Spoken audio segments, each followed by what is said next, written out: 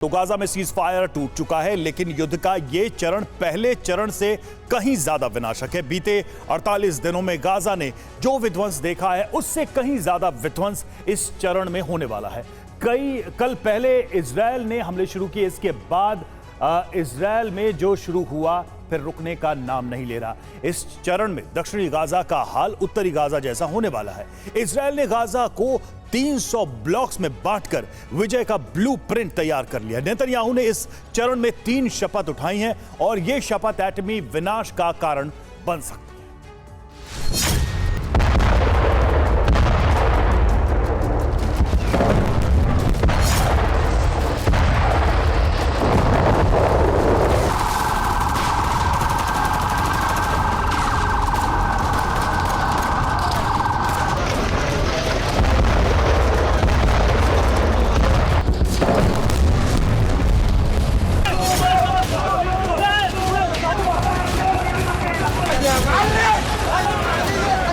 आशंकाएं सच हो गई। 7 दिन बाद गाजा में युद्ध का दूसरा चरण शुरू हो गया, जो पहले से ज्यादा विनाशक, ज्यादा आक्रामक और ज्यादा संहारक है।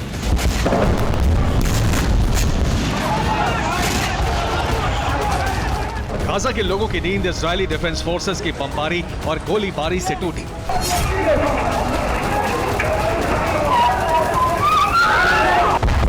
इजरायली फोर्सेस ने उत्तर से लेकर दक्षिणी गाजा तक बमबारी का दूसरा चरण शुरू कर दिया।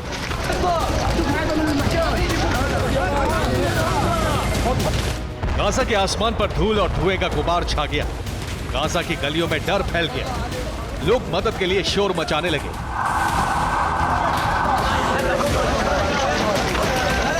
उत्तरी गाजा से दक्षिण के राफा क्रॉसिंग तक इजरायल ने हमले शुरू कर दिए।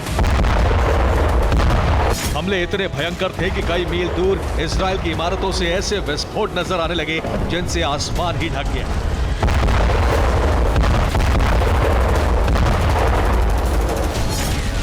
एक दिसंबर की सुबह ही गाजा में अफरा तफरी मच गई।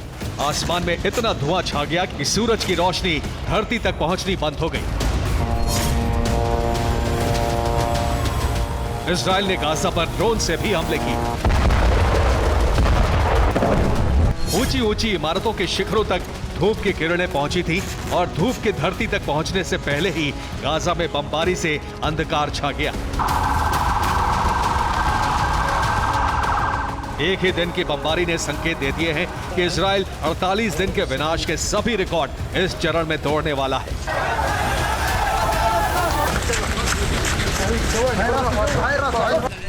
गाजा की गली गली में बारूद की गंध फैल गई। विनाशक मंजर नजर आने लगा।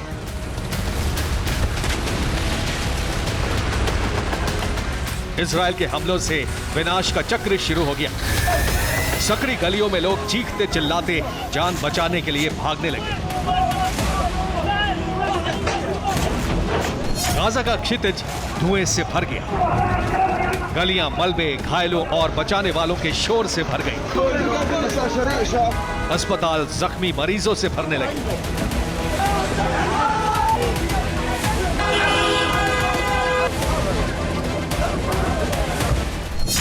इजरायल ने 3 तरफ से गाजा पर हमले शुरू किए हैं। इजरायली एयरफोर्स ने पूरी गाजा पट्टी पर बमबारी की है।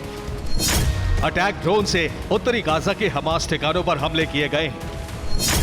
आईडीएफ ने गाजा सिटी तक ग्राउंड ऑपरेशन पूरा किया है।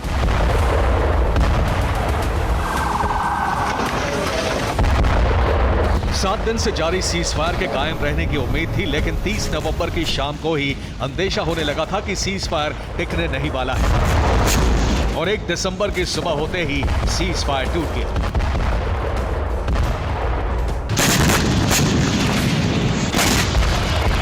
ये वही तस्वीरें हैं जिनकी वजह से सीज फायर भंग हुआ है। हमास ने 1 दिसंबर की सुबह होने से पहले ही गाजा पट्टी से एक साथ कई रॉकेट इजरायल के शहरों पर दागे। इजरायल के आयरन डोम सिस्टम ने हमास के रॉकेट को इंटरसेप्ट करना शुरू कर दिया। कई रॉकेट इजरायल के कई शहरों पर भी गिरे। गाजा बॉर्डर से सटे शहरों में हमास के हमलों से बड़ा नुकसान हुआ है। लेकिन सवाल यह है कि अचानक ही हमास ने ऐसा कदम क्यों उठाया जो गाजा के विनाश का कारण बन गया। इसके बारे में कई खुफिया रिपोर्ट हैं और कई कारण भी। सीजफायर के बाद हमास को ताकत जुटाने का मौका मिला है। बीते 7 दिन में हमास ने हथियारों की बड़ी खेप जुटा ली है। सीजफायर के दौरान हमास लड़ाकों की तैनाती कर चुका है। हमास ने गाजा के अंदर ग्राउंड फोर्स को रोकने के लिए ट्रैप लगा दिए हैं। यह हमास के हथियारों का जखीरा है जो जॉर्डन बॉर्डर पर सीज किया गया है। 7 दिन की इस तैयारी के बाद इजराइल पर हमले शुरू कर दिए गए, लेकिन दूसरा चरण शुरू होते ही इजराइल ने घोषणा कर दी है कि हमास के अंत से पहले अब युद्ध नहीं रुकेगा। गाजा में खतरे के खात्मे का मतलब है पूरी गाजा पट्टी से हमास का सफाया करना, और इजराइल ने इस लक्ष्य को साधने के लिए गाजा पर बम वर्षा शुरू कर दी है। इजराइल ने गाजा जीतने का प्लान इस नक्शे पर तैयार किया है। आईडीएफ ने गाजा पट्टी को 3000 से ज्यादा ब्लॉक में बांटा है। हर ब्लॉक को एक आइडेंटिफिकेशन नंबर दिया गया है। गाजा के लोगों को कहा गया है कि वो अपने क्षेत्र का नंबर याद रखें। आईडीएफ हमले से पहले नंबर जारी करके बताएगा कि इस ब्लॉक को खाली कर दें। जिस एरिया में जाकर सुरक्षित रह सकते हैं उसका नंबर भी जारी किया जाएगा। इजराइल ने गाजा को ब्लॉक्स में बांटकर हमले शुरू कर दिए हैं, लेकिन इन हमलों से हमास के समर्थक भड़क उठे और इजराइल पर हमले शुरू कर दिए। लेकिन इजराइल ने ऐलान कर दिया है कि वो रुकेगा नहीं। इजराइल की सरकार को भले ही बीते 7 दिनों में घर में विरोध झेलना पड़ा हो, लेकिन अंतर्राष्ट्रीय मंच पर उसकी स्थिति संभली है। पहली बात यह है कि सीजफायर इजराइल ने नहीं, हमास ने तोड़ा है। दूसरी बात यह कि इजराइल 50 से ज्यादा बंधक रिहा कराकर घर में विरोध की स्थिति संभाल चुका है। अमेरिका इजराइल के ऑपरेशन का समर्थन कर चुका है। यानी इजराइल के हमले रुकने नहीं वाले हैं, और ऐसे में हमास के समर्थक प्रॉक्सी संगठन इजराइल पर हमला कर सकते हैं। अगर ऐसा हुआ तो अरब के कई देश एक साथ युद्ध की चपेट में होंगे और यहां से विश्व युद्ध की चिंगारी फूट सकती है। Bureau report, TV9 Bharatvarsh.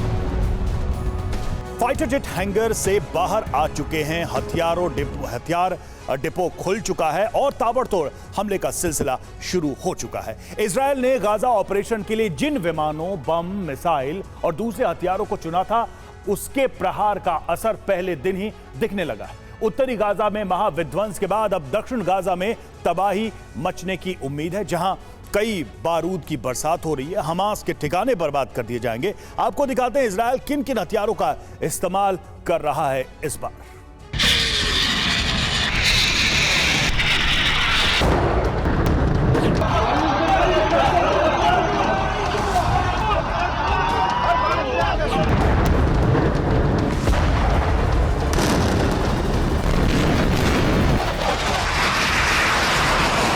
आसमान में इजराइल के फाइटर जेट की कड़कड़ाहट और गाजा की जमीन फिर धुआं-धुआं।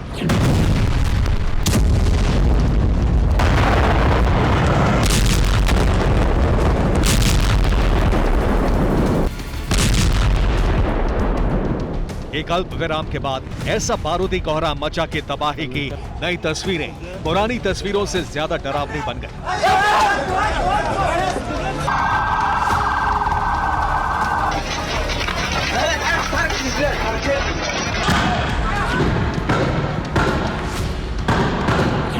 इजराइल ने जैसा कहा था वैसा ही हो रहा है। बस फर्क सिर्फ इतना है कि इस बार इजराइल के फाइटर जेट्स की उड़ान दक्षिण गाजा की ओर है।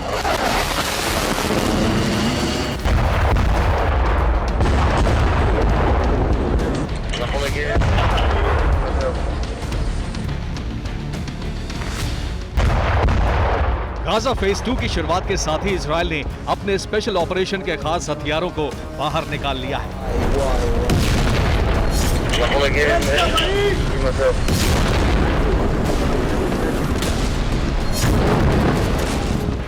पहले दिन पहले टारगेट पर प्रहार किया गया।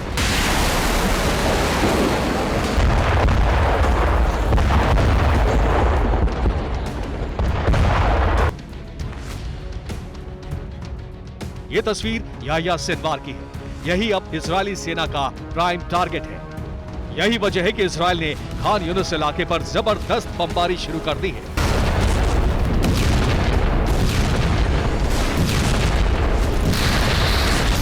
खान यूनिस याहिया सिनवार का सबसे बड़ा गढ़ है। यहाँ याहिया के घर के साथ उसके कई ठिकाने हैं। याहिया ने यहाँ ट्रेनिंग सेंटर और हथियार गोदाम बनाया हुआ है। खान यूनिस की कई इमारतों में हमास के अड्डे हैं।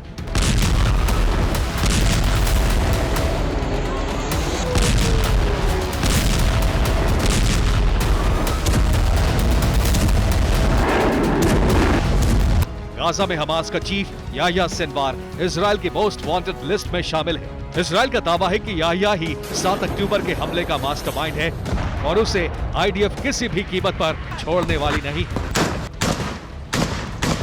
यही वजह है कि दूसरे फेज की शुरुआत से ही इजरायली सेना ने खान यूनिस को घेरना शुरू कर दिया है।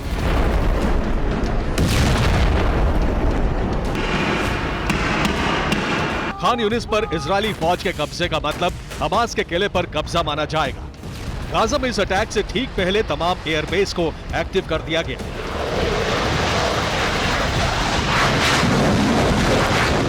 हमास जिन हथियारों और विमानों का इस्तेमाल करने वाला है उसके बारे में आपको बताते हैं। इजराइल के एयरबेस से KF-IR फाइटर जेट ने उड़ान भरी। F-16 fighting falcon fighter jet भी गाजा पर बमबारी कर रहा है। F-15 strike eagle fighter jet से भी इजराइल ने हमला शुरू कर दिया है। इजराइल की हवाई ताकत ये 3 योद्धा किसी भी जगह तूफानी हमला करने में सक्षम है। इसके अलावा गाजा में भेजे गए टैंकों के काफिले और आर्टिलरी से भी गोलाबारी शुरू कर दी गई। गाजा के मध्य में मौजूद इजरायली आर्मी को खान यूनिस को घेरने की जिम्मेदारी दी गई है। इजराइल की आर्मी गाजा में मरकावा टैंक से लैस है। ये anti tank guided missile LAHAT launch कर सकता है। एक मोर्टार लॉन्चर, एक इंटरनल मोर्टार लॉन्चर और 12 स्मोक ग्रेनेड लॉन्चर लगा होता है। इजराइल की आर्मी गाजा में M109 हॉवित्जर लेकर दाखिल हुई है। ये अमेरिका में बनी 155 मिलीमीटर की सेल्फ प्रोपेल्ड हॉवित्जर तोप है। ये हर मिनट में 4 गोले दाग सकती है। इसकी रेंज 21 से 40 किलोमीटर तक है।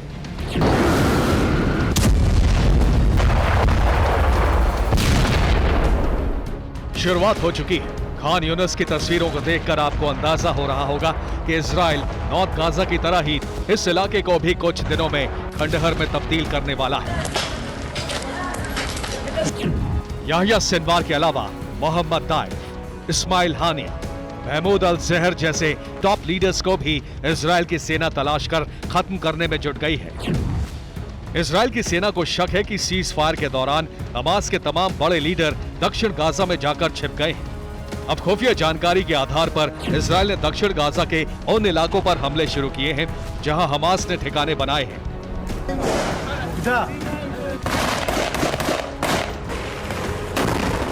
प्लान के मुताबिक इजरायली सेना एक साथ दक्षिणी गाजा के 1 दर्जन शहरों पर भीषण हमले कर रही है। अल करारा से लेकर बानी सुहेला, अबासान अल जदीदा, अबासान अल कबीरा, खुजा, अल फयूक, खिरबत अल अदास, राफा, ताल अस सुल्तान से खान यूनिस तक भीषण हमले हो रहे हैं। इसी इलाके में हमास के बेस और लीडरशिप मौजूद है।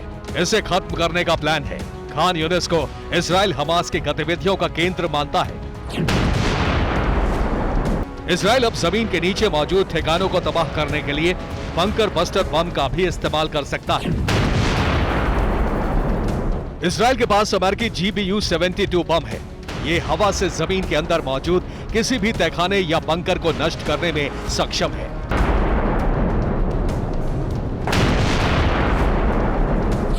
फिलहाल हवाई हमलों के दौरान हेलफायर AGM मिसाइल का इस्तेमाल किया जा रहा है। फाइटर जेट से ये मिसाइल दागी जा रही है। मिसाइल सटीक निशाने पर प्रहार करती है। मिसाइल में जरूरत के हिसाब से 5 तरह के वॉरहेड लगाए जा सकते हैं। इजराइल गाजा में जिन बमों का इस्तेमाल कर रहा है वो अमेरिका में डिजाइन किए गए MK-80 बॉम्ब फैमिली का हिस्सा है। इन्हें स्मार्ट बम भी कहा जाता है। इजराइल के पास अमेरिकी F-16 है जिसके जरिए इसे गिराया जा रहा है।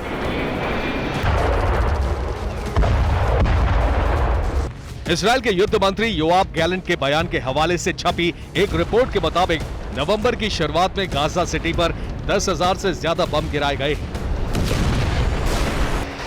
फिलहाल इजराइल ने यह भरोसा जरूर दिया है कि उत्तरी गाजा की तरह दक्षिण गाजा में आम लोगों को हमले की जद में आने को लेकर सावधानी बरती जाएगी।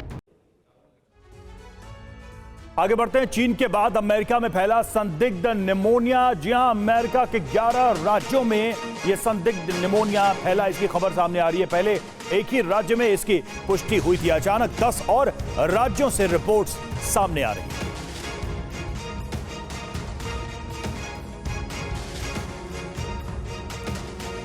तो अमेरिका में भी संदिग्ध निमोनिया के फैलने की बात कही जा रही है। अचानक 10 और राज्यों से रिपोर्ट्स सामने आई।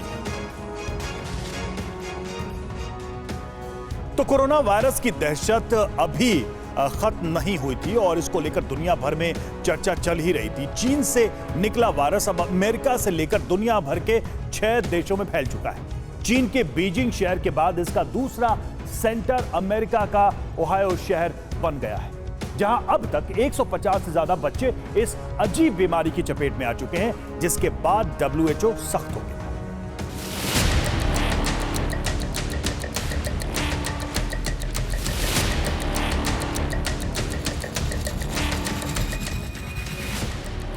अस्पतालों में भीड़ है, चेहरे पर मास्क है,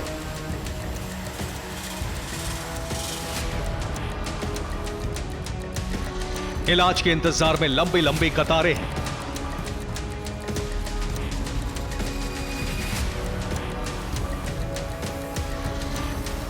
एक नजर में आपको ऐसा लग सकता है कि ये तस्वीरें साल 2020 की हैं, जब कोरोना दुनिया में पैर पसार रहा था।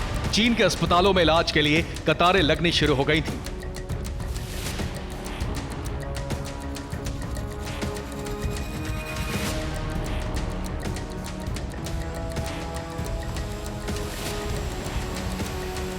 मगर ना तो ये तस्वीरें पुरानी हैं, ना ही ये रोग पुराना है। हाँ, इसकी ताकत, असर और लक्षण कोरोना जैसे ही हैं। फर्क सिर्फ इतना है कि इस बार प्राइमरी टारगेट बड़े नहीं, मासूम बच्चे बन रहे हैं।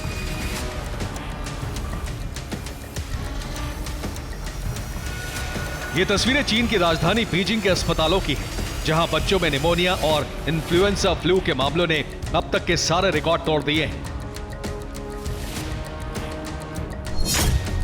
बीजिंग के अस्पतालों में रोजाना 9,378 मरीज भर्ती हो रहे हैं। बीजिंग के ज्यादातर बाल चिकित्सालय पूरी क्षमता के साथ चल रहे हैं। सबसे बुरा हाल उत्तरी चीन में मौजूद बाल चिकित्सालयों का है। यहां एक रात में एक डॉक्टर को 180 मरीज देखने पड़ रहे हैं। चीनी स्वास्थ्य मंत्रालय के मुताबिक बच्चों में निमोनिया और इन्फ्लुएंजा फ्लू के मामले मिड अक्टूबर से आने शुरू हो गए थे। महज 45 दिनों में मरीजों की संख्या कोरोना के शुरुआती दौर में आने वाले मरीजों के अनुपात से 3 गुना ज्यादा पहुंच चुकी है। चीन से फैली यह बीमारी अब पूरी दुनिया के लिए संकट बनती जा रही है और इसका सबसे पहला टारगेट अमेरिका बना है। अमेरिका के ओहायो में बाल चिकित्सालयों में निमोनिया के मरीज बढ़ रहे हैं। निमोनिया के लगभग 150 मामले सामने आए हैं। सभी मामले बच्चों में रिपोर्ट किए गए हैं। मरीजों की उम्र लगभग 8 साल है। अमेरिका में इसे व्हाइट लंग सिंड्रोम नाम दिया गया है। ओहायो स्वास्थ्य मंत्रालय के मुताबिक इसके लक्षण चीन में फैले रहस्यमयी निमोनिया से मिलते हैं। बच्चों को सांस लेने में दिक्कत हो रहा है। चीन में फैली इस रहस्यमयी बीमारी की चपेट में अमेरिका ही नहीं, डेनमार्क, नीदरलैंड्स, स्वीडन और सिंगापुर भी आ चुके हैं। इन देशों में बच्चों में रहस्यमय निमोनिया के लक्षण दिख रहे हैं। ज्यादातर बच्चों की उम्र 10 साल से कम है। कोरोना के बाद दुनिया के लिए संकट बनती जा रही इस नई बीमारी को लेकर WHO भी सख्त हो गया है। WHO ने चीन से तुरंत मरीजों के सही आंकड़े जारी करने और बीमारी से जुड़ी सटीक जानकारी देने के लिए कहा है। हालांकि चीन का कहना है कि यह बीमारी अलग अलग बीमारियों के वायरस से मिलकर बनी है, जिसमें इन्फ्लुएंजा, कोविड-19, RSV और माइकोप्लाज्मा निमोनिया के अलग अलग समूह शामिल हैं। और उत्तराखंड के टनल में फंसे मजदूर मेडिकल चेकअप के बाद अपने अपने घर पहुंचे। घर पहुंचने पर मजदूरों का जोरदार स्वागत किया। उत्तराखंड में फंसे उत्तर प्रदेश और झारखंड के मजदूर शुक्रवार की देर शाम अपने अपने घर पहुंचे। गांव पहुंचते परिजनों को देखकर मजदूरों की आंखें नम हो गई। श्रावस्ती और लखीमपुर खीरी में परिजनों के घर पहुंचने पर मजदूरों को तिलक लगाकर और माला पहनाकर स्वागत किया गया और आतिशबाजी की गई।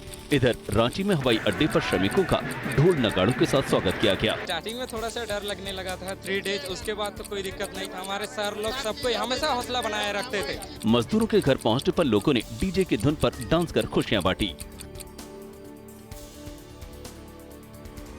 और एग्जिट पोल के बाद बागियों को साधने में बीजेपी जुट गई है। वहीं मेल मुलाकात का दौर भी जारी है। राजस्थान में 3 दिसंबर को होने वाली मतगणना से पहले सभी को साधने की कोशिश शुरू हो गई है। सभी नाराज प्रत्याशियों को मनाने के साथ संघ को साधने के भी प्रयास किए जा रहे हैं। सांचौर से बीजेपी के बागी जीवाराम चौधरी को पूर्व मुख्यमंत्री वसुंधरा राजे ने फोन कर पहले जन्मदिन की बधाई दी, फिर जयपुर आने का न्योता दिया। बीजेपी के बागी जीवाराम चौधरी से पूर्व मुख्यमंत्री वसुंधरा राजे की बातचीत का वीडियो वायरल हो रहा है। बताया जा रहा है कि वसुंधरा राजे आरएसएस की शरण में पहुंच गई हैं। भारतीय भवन में एक बैठक भी हुई। वहीं राजस्थान बीएसपी ने बड़ा ऐलान किया है। प्रदेश अध्यक्ष ने कहा कि किसी भी पार्टी को बिना शर्त समर्थन नहीं देंगे। पूर्वी राजस्थान में मजबूत पकड़ रखने वाली बीएसपी ने दावा किया है कि राजस्थान में जिस तरह पार्टी ने चुनाव लड़ा है, उसे देखते हुए करीब आधा दर्जन सीटों पर पार्टी जीत दर्ज करेगी। जो भी विधायक हमारे जीत कर आएंगे, उनका समर्थन किसी भी दल को बिना शर्त नहीं दिया जाएगा। उन जीते हुए विधायकों को मंत्री बनवाया जाएगा और उसी को समर्थन दिया जाएगा जो सत्ता में बहुजन समाज पार्टी के विधायकों को शामिल करेगा। सूत्रों के मुताबिक दोनों बड़ी पार्टियों ने बागी और निर्दलीय प्रत्याशियों के साथ साथ दूसरे दलों को साधने के प्रयास भी शुरू कर दिए हैं।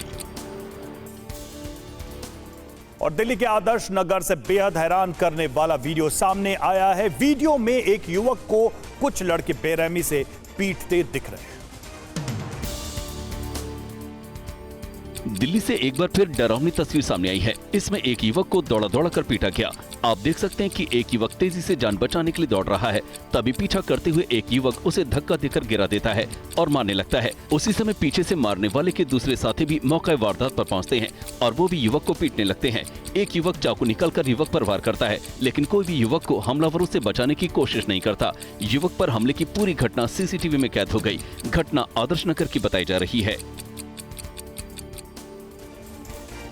और अयोध्या में मंदिर निर्माण के साथ साथ सभी तैयारियां अंतिम चरण में हैं। रामलला के लिए पाकिस्तान के सिंध प्रांत से पोशाक मंगाई। रामलला के लिए सिंध की गर्म पोशाक अजरक पाकिस्तान के सिंध से मंगाई गई है। पोशाक आज श्री राम जन्मभूमि तीर्थ क्षेत्र ट्रस्ट को अर्पित की जाएगी। पाकिस्तान के सिंध प्रांत से हमारी पारंपरिक पोशाक अजरक ये मंगवाई गई है। 2 दिसंबर को प्रभु श्री राम जी को अर्पण की जाएगी। रामलला के प्राण प्रतिष्ठा समारोह के लिए निमंत्रण पत्र का वितरण शुरू हो गया है। इधर श्री राम हवाई अड्डे के निदेशक विनोद कुमार ने बताया कि अयोध्या में हवाई अड्डे का निर्माण अंतिम चरण में है। जल्द ही उड़ानें शुरू की जाएंगी। और करीब 4 महीने पाकिस्तान में रहने के बाद हिंदुस्तान लौटी अंजू अब कहां है, ये एक सवाल बना हुआ है। दिल्ली में एयरपोर्ट से निकलने के बाद झज्जर जाने के लिए निकली थी, लेकिन अब तक झज्जर नहीं पहुंची। पाकिस्तान से वाघा बॉर्डर से हिंदुस्तान में दाखिल हुई अंजू अमृतसर से फ्लाइट पकड़कर दिल्ली पहुंची। एयरपोर्ट से निकलने के बाद अंजू गायब है। अंजू कहां है, किसके साथ है, किसके संपर्क में है, आखिर अंजू क्यों बस्ती फिर रही है? इन्हीं सवालों के जवाब की तलाश में हम झज्जर पहुंचे। झज्जर के बहु गाँव के लोगों से हमने बात की। सर, अंजू के बारे में जानते हैं? आप जानते हैं? नहीं सर, नहीं। सर, आपने कभी सुना अंजू के बारे में? नहीं सर, हम नहीं जानते अंजू के बारे में। अब अंजू कहां है, ये एक सवाल बना हुआ है। अब तक कुछ भी खुलासा नहीं हो पाया है। गाजियाबाद में स्पा सेंटर पर छापेमारी कर पुलिस ने 5 दर्जन से अधिक लोगों को हिरासत में लिया है। पकड़े गए लोगों की संख्या इतनी अधिक थी कि उन्हें थाने ले जाने के लिए पुलिस को बस बुलानी पड़ी। गाजियाबाद के इंदिरापुरम इलाके में आदित्य मॉल और राजहंस प्लाजा के 6 स्पा सेंटर पर पुलिस ने छापेमारी की। पुलिस ने स्पा सेंटर की आड़ में देह व्यापार की सूचना मिलने पर कार्रवाई की। हमने कुल 6 स्पा सेंटर्स में छापेमारी की जो आदित्य मॉल में स्थित थे, जिसमें हमें कुल 44 महिलाएं और 21 पुरुष आपत्तिजनक हालत में और आपत्तिजनक वस्तुओं के साथ मिले। छापेमारी के दौरान हिरासत में लिए गए 65 युवक युवतियों को बस से थाने ले जाया गया। साथ ही पुलिस ने सभी स्पा सेंटर को बंद करा दिया है। गाजा के बेतलाहिया में आईडीएफ के 200 से ज्यादा हमले, इजरायल की बमबारी में हमास के टनल, रॉकेट लॉन्च पोस्ट तबाह। बीती रात गाजा से इजरायल पर जबरदस्त रॉकेट हमला, हमास ने दागे एक के बाद एक कई रॉकेट। गाजा से तेल अवीव पर बड़े हमले की कोशिश, हमास के कई रॉकेट को इजरायल ने किया नाकाम। सीजफायर टूटते इजरायल और हमास के एक दूसरे पर हमले शुरू, हमास के हमले का जवाब दे रही है आईडीएफ। दक्षिणी लेबनान पर इजरायल की बड़ी स्ट्राइक, हिजबुल्लाह के ठिकानों को टारगेट कर रही है आईडीएफ। गाजा में इजरायल की घातक बमबारी में 100 से ज्यादा लोगों की मौत। दमिश्क में सीरिया का काउंटर अटैक, इजरायली मिसाइल को किया इंटरसेप्ट। दक्षिण गाजा के खान यूनिस में इजरायल का हमला, खान यूनिस पर बमबारी का नया वीडियो आया सामने। गाजा से रॉकेट दागे जाने के बाद इजरायल में बजे सायरन, विस्फोटों और रॉकेट के हमले से दक्षिणी गाजा दहला दक्षिणी इजरायल। भविष्य में हमास के हमलों को रोकने के लिए इजरायल का प्लान, गाजा में बफर जोन बनाना चाहता है इजरायल। 2 दिन के दुबई दौरे के बाद दिल्ली लौटे पीएम मोदी, विश्व जलवायु शिखर सम्मेलन में शामिल हुए थे पीएम। विश्व जलवायु सम्मेलन में पीएम मोदी ने कहा, हम कार्बन उत्सर्जन कम करने के लिए प्रतिबद्ध। पीएम मोदी ने कहा, कार्बन उत्सर्जन में हमारी हिस्सेदारी बहुत कम, हमारा जोर one earth, one family, one future पर। दुबई में पीएम मोदी से मिले इजरायल के राष्ट्रपति इसाक हर्जोग, इजरायली राष्ट्रपति ने बंधकों पर पीएम मोदी से मदद मांगी। दुबई में ब्रिटेन के पीएम ऋषि सुनक और इटली की पीएम मेलोनी से मिले पीएम मोदी, कई अहम मुद्दों पर हुई चर्चा। प्रधानमंत्री मोदी ने COP3 की मेजबानी का प्रस्ताव रखा। 2028 में COP33 की मेजबानी का प्रस्ताव रखा। अंतर्राष्ट्रीय समुद्री संगठन परिषद के लिए फिर चुना गया भारत। 2024-25 सत्र के लिए भारत को मिले सबसे अधिक वोट। महाराष्ट्र और उत्तराखंड का दौरा करेंगे पीएम मोदी। 4 दिसंबर को महाराष्ट्र, 8 दिसंबर को उत्तराखंड जाएंगे। मिजोरम में मतगणना की तारीख बदली, 3 की जगह 4 दिसंबर को होगी विधानसभा चुनाव के वोटों की गिनती। मध्य प्रदेश में भी चुनाव नतीजों से पहले सियासी हलचल बढ़ी। कांग्रेस नेता कमलनाथ आज पार्टी नेताओं के साथ करेंगे बैठक। बंधकों की रिहाई के बाद कतर को अमेरिका की हिदायत, हमास को पनाह देना बंद कर। इजरायल के स्टेरॉट में हमास का रॉकेट अटैक, हमास ने एक के बाद एक दागे 20 से ज्यादा रॉकेट। जनिन में इजरायली स्नाइपर के हाथ मारे गए लड़के का शव सड़क पर पड़ा रहा। इजरायली सैनिक ने सड़क पर पड़े लड़के के लिए तस्वीर। इजरायली वायुसेना का हमास के सैन्य मुख्यालय पर हमला, लड़ाकू विमानों पर दागी गई टैंक रोधी मिसाइल। अल-कुद्स ब्रिगेड का दावा, गाजा में इजरायल के स्काईलार्क ड्रोन को मार गिराया। हमास के हमले पर आईडीएफ की जवाबी कार्रवाई, गाजा में हमास के ठिकानों पर इजरायल ने की भीषण बमबारी। गाजा के खान यूनिस में जबरदस्त बमबारी, इजरायल की वायुसेना ने की बारूदी बौछार। इजरायल के साथ युद्ध के बीच हमास ने रखी नई शर्त, कहा एक सैनिक के बदले 10 कैदियों की रिहाई। खान यूनिस में इजरायली सेना ने गिराए पर्चे, पूरा इलाका खाली करने के दिए निर्देश। चुनाव नतीजों से पहले राजस्थान में सियासी हलचल तेज, राज्यपाल कलराज मिश्र से मिली वसुंधरा राजे, आरएसएस दफ्तर जाकर पदाधिकारियों से की मुलाकात। राजस्थान में बागियों को साधने में जुटी बीजेपी, वसुंधरा राजे ने बागी नेता जीवा राम चौधरी से बातचीत का वीडियो वायरल। कांग्रेस अध्यक्ष खड़गे ने 5 चुनावी राज्यों के पार्टी नेताओं से की फोन पर बात, पर्यवेक्षक और प्रभारियों को मतगणना तक राज्य में ही रुकने के निर्देश। संसद के शीतकालीन सत्र को लेकर आज सर्वदलीय बैठक, सुबह 11 बजे हुई सर्वदलीय बैठक।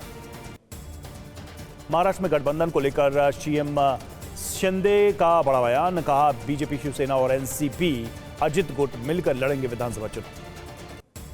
सीएम केजरीवाल ने रैट माइनर्स से की मुलाकात, मौके पर आतिशी भी रही मौजूद। पंजाब के गुरदासपुर में सीएम मान और केजरीवाल की रैली, आज अंतरराज्यीय बस टर्मिनल का भी करेंगे उद्घाटन। राघव चड्ढा के निलंबन पर सुप्रीम कोर्ट में 8 दिसंबर को होगी सुनवाई। राघव चड्ढा ने निलंबन के खिलाफ दी है अर्जी। बिहार में नए आरक्षण पर नीतीश सरकार को राहत, हाईकोर्ट को नए आरक्षण कानून पर रोक से इनकार।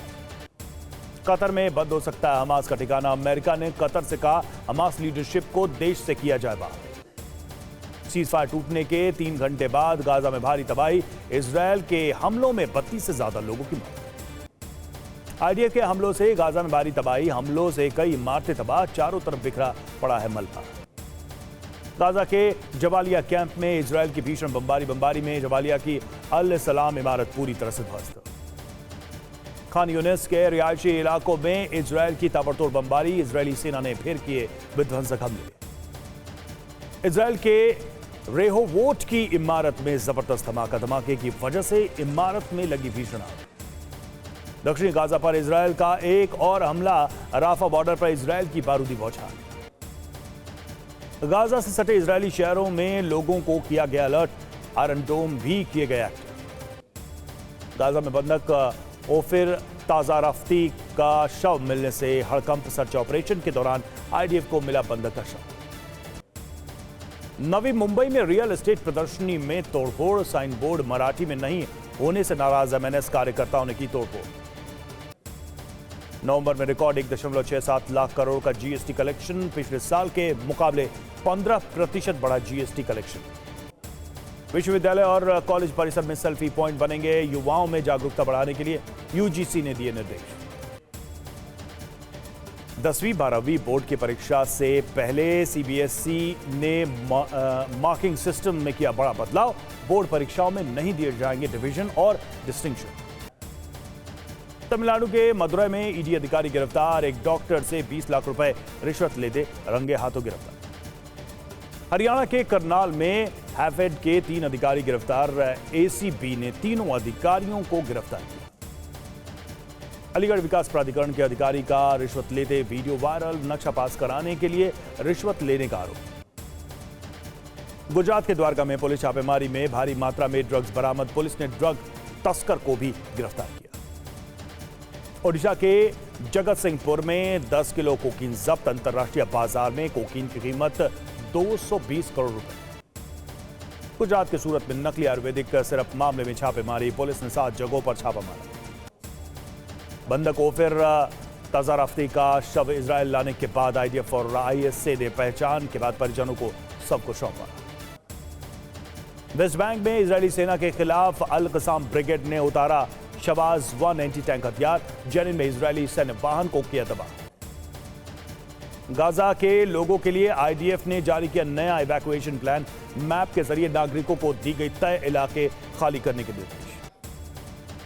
युद्ध के बाद दुनिया भर में हमास नेताओं को मारने का इजरायल का प्लान, इजरायल के निशाने पर हमास के टॉप कमांडर। फिलिस्तीनियों पर हमले से भड़का अमेरिका, हमलावरों के यूएस आने पर लगाएगा बैन। सीजफायर टूटने के बाद नेतन्याहू का पहला बयान, कहा लगातार आगे बढ़ रही हमारी सेना। अमेरिकी विदेश मंत्री ने हमास पर लगाए युद्ध विराम तोड़ने का आरोप, कहा युद्ध विराम के दौरान हमास ने किए हमले। व्हाइट हाउस ने गाजा में संघर्ष विराम टूटने के लिए हमास को ठहराया जिम्मेदार, जॉन किर्बी बोले बंधकों की लिस्ट तैयार करने में असफल रहा हमास। सीरिया पर इजरायली हमले का नया वीडियो आया सामने, बीती रात दमिश्क पर इजरायल ने किया हमला। यूपी के गाजियाबाद में स्पा सेंटर पर छापा, 44 लड़कियां और 21 लड़के हिरासत में लिए गए। फर्जी वेबसाइट बनाकर फर्जी प्रमाण पत्र बनाने वाले गिरोह का भंडाफोड़, यूपी एसटीएफ ने मास्टरमाइंड समेत 3 लोगों को गिरफ्तार किया। पटियाला में 1 करोड़ के सोना चांदी के साथ 3 लोग गिरफ्तार। यूपी के संभल में घी और पनीर की दुकानों पर खाद्य विभाग का छापा, भारी मात्रा में नकली घी बरामद। दिल्ली के आदर्श नगर में एक युवक पर चाकू और लाठी डंडों से हमला, सरेराह बदमाशों ने किया हमला। यूपी के मेरठ में नाबालिग लड़की का रेप, पड़ोस में रहने वाले शख्स पर रेप का आरोप। यूपी के मुजफ्फरनगर में पिता और भाई ने मिलकर लड़की की हत्या की, पुलिस के मुताबिक लड़की के प्रेम प्रसंग से नाराज थे दोनों। अमृतसर में गैंगस्टर जग्गू भगवानपुरिया के 3 गुर्गे गिरफ्तार, 16 नवंबर को बदमाशों ने रंजीत एवेन्यू में की थी फायरिंग। यूपी के मैनपुरी में भीषण सड़क हादसा, ट्रैक्टर की चपेट में आने से बाइक सवार 2 युवकों की मौत।